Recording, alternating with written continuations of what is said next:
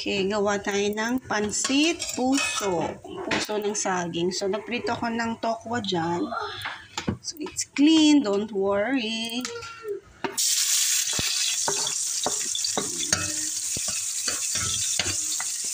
Okay, let's add our puso ng saging.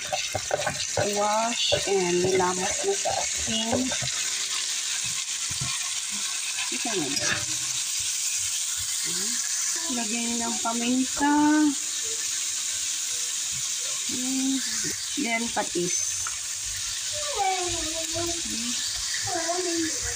Lagyan natin ng konting tubig. Okay, kumukulo na. Let's add our sotanghon. You can use bihon. Kaso wala kang bihon, so sotanghon na lang.